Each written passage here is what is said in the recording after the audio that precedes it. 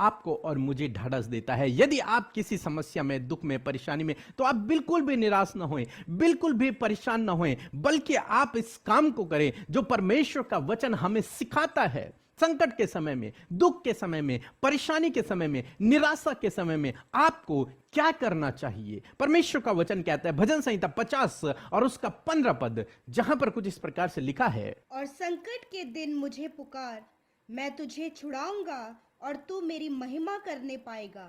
आमीन। दोस्तों, यहां पर परमेश्वर का वचन कहता है कि संकट के दिन, जब तेरे जीवन में संकट आए, जब तेरे जीवन में मुसीबत आए, जब तेरे जीवन में कोई समस्या आए, तो उस संकट के दिन तू मुझे पुकारना, मुझसे प्रार्थना करना, मेरे करीब आना, और उस समय मैं तेरी प्रार्थना को सुनूंगा और तुझे उस संकट से छुड़ाऊंगा, तुझे उस संकट से मैं बाहर निकालूंगा, तुझे उस मुसीबत से मैं छुटकारा दूंगा, तुझे उस समस्या से मैं बाहर निकाल दूंगा, तेरे लिए मार्ग बना दूंगा, तेरे लिए बंद दरवाजों को खोल दूंगा। परंतु यह सब कब होगा? जब तू संकट के दिन मुझे पुकारेगा, तब मैं तेरी सुधि लूंगा। दूसरा राजा उसका 19 अध्याय में हम लोग पढ़ते हैं, एक बार हिजकिय्याह को अश्शूरियों ने धमकी दी, उनके राजाओं ने उन्हें धमकी दी हिजकिय्याह को कि हम तुझसे लड़ने के लिए आ रहे हैं। और जब उसने उस पत्र को पढ़ा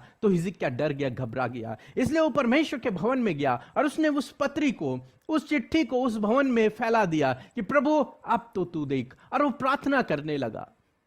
और जानते हैं क्या हुआ? परमेश्वर ने उसी समय, उसी रात को अपना दूत भेजा और जितने लोग हिजकिय्याह से लड़ने के लिए आ रहे थे उन्हें समाप्त कर दिया। संकट के दिन मुझे पुकार। यहां पर हिजकिय्याह के जीवन में जब संकट आया तब उसने परमेश्वर को पुकारना शुरू किया, और जब उसने परमेश्वर को पुकारा तो परमेश्वर ने उसकी प्रार्थना को सुन लिया। आज शाम में मैं आपको उत्साहित करूंगा कि संकट के दिन परमेश्वर को पुकारें, किसी और को न पुकारें। यदि आपके जीवन में कुछ भी प्रॉब्लम चल रही है तो आप परमेश्वर को पुकारें, उससे पुकारते रहिए, उससे प्रार्थना करते रहिए, और निश्चय वो परमेश्वर विश्वास योग्य प्रभु है, वो आपको कभी ना छोड़ेगा, कभी न त्यागेगा। उस संकट में अब आपको पड़ने न देगा, उस संकट से वो आपको बाहर निकालेगा, वो आपके पैरों को स्थिर कर देगा, वो आपको फिसलने नहीं देगा। परमेश्वर आपको फिसलने नहीं देगा। उस गड्ढे में से वो आपको बाहर निकालेगा, उस समस्या में से वो आपको बाहर निकालेगा, उस संकट से वो आपको छुटकारा देगा। बस आपको क्या करना है? आपको संकट के समय में परमेश्वर से प्रार्थना करना है, और जब आप प्रार्थना करेंगे तो प्रभु आपकी सुधि लेंगे, प्रभु आपकी प्रार्थना का उत्तर देंगे। सो दोस्तों, प्रभु आपको इस वचन के द्वारा बहुतायत से आशीष दे। और आज मैं आपको उत्साहित करना चाहूंगा कि आप रोज सुबह हमारे साथ में 4 बजे उठकर प्रार्थना करें। प्रभु आपके जीवन में अद्भुत आश्चर्य कर्मों को करेंगे, अपने जीवन में पहला स्थान प्रभु को दें। सो प्रभु आपको आशीष दे। मैं आशा करती हूँ कि आप सब ने इस वचन से आशीष पाई है, सामर्थ पाई है, और संकट के दिन आपको क्या करना है परमेश्वर के वचन से आपको ली है। सो आइए मिलकर प्रार्थना करें। धन्यवाद धन्यवाद धन्यवाद करते हैं प्यारे पिता, हम आपका आदर और सम्मान करते हैं, क्योंकि इस आदर और इस सम्मान के योग्य प्यारे परमेश्वर आप हैं मेरे पिता।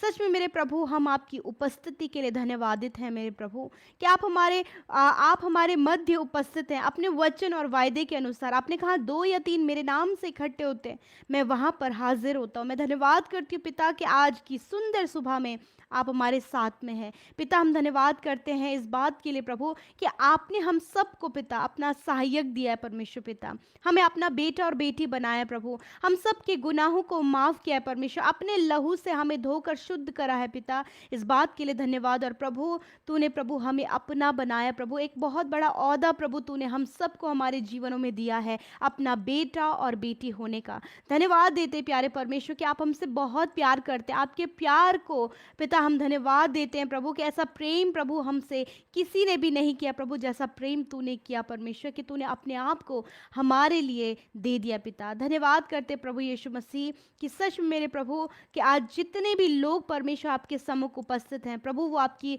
उपस्थिति को अपने साथ में महसूस करे प्रभु, आपकी पवित्र आत्मा की हेल्प को, उसकी सहायता मदद को अपने साथ देखने वाले हो सके पिता। मैं धन्यवाद देती हूँ, आपने रात भर संभाला, सुरक्षित रखा पिता, और ये नया दिन प्रभु दिया है है कि इस नए दिन में पिता आपके नाम की महिमा को हम कर सके। प्यारे परमेश्वर पिता, सच में मेरे प्रभु, आप अपने लोगों को रास्ता दिखाते, उन्हें ज्ञान बुद्धि समझ से भरते प्रभु, और सच में प्रभु हर प्रकार की नेगेटिविटी से प्रभु आप छुटकारा देते हैं। प्रभु आज की सुंदर सुबह में प्रभु आपसे प्रार्थना है, हर प्रकार की नकारात्मक बातों से, दुष्ट के कामों से, हर प्रकार की घबराने वाली बातों से, प्रभु व्याकुल करने वाली बातों से, नेगेटिव बातों से, यीशु के नाम से प्रभु आप अपने लोगों को आजाद करें। इसी वक्त हम कहते हैं ये सारी बातें इनके जीवनों से, इनके फैमिली से, इनके बच्चों की लाइफ से निकल कर चली जाए। प्यारे प्रभु, आपकी असीम शांति, आपका आनंद इनके जीवन में कार्य करे। प्रभु आज के दिन में आप गाइड करें प्रभु, आप अपने सपोर्ट को दे प्रभु जी, आप अपने फेवर को दे परमेश्वर पिता, ताकि जीवन के हर एक क्षेत्र में प्रभु आज के पूरे दिन भर में तेरे लोग तेरे फेवर को, तेरे सपोर्ट को, तेरी सहायता, तेरी मदद को,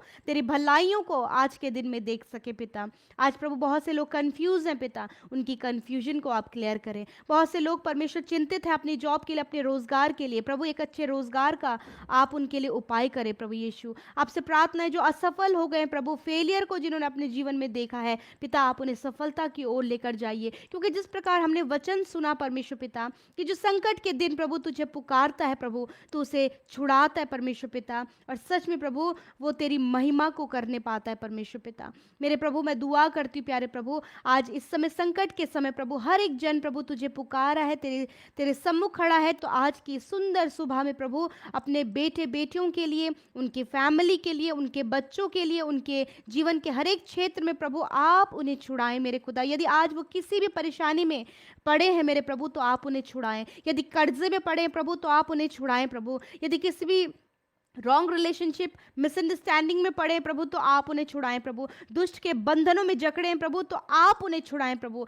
इसी वक्त छुटकारा, चंगाई और हर प्रकार की गलत बातें यीशु के नाम से निकलकर चली जाएं प्रभु। इस समय प्रभु जितने लोग बीमार हैं प्रभु, परेशान है परमेश्वर प्रभु, शारीरिक दुर्बलताओं से बहुत ज़्यादा तकलीफ में परमेश्वर प्रभु, मेंटली डिसऑर्डर है परमेश्वर पिता प्रभु, शारीरिक कमियां हैं परमेश्वर पिता प्रभु, बॉडी ऑर्गन्स प्रभु प्रॉपर वर्क नहीं कर रहे प्रभु, तो आज आपका वचन प्रोक्लेम करते पिता। आपका वचन कहता है कि मेरे कोड़े खाने से तुम चंगे हो गए हो। यीशु तेरा धन्यवाद कि तेरे कोड़ों की मार खाने के द्वारा प्रभु तूने अपने लोगों के रोगों को पिता दूर किया परमेश्वर।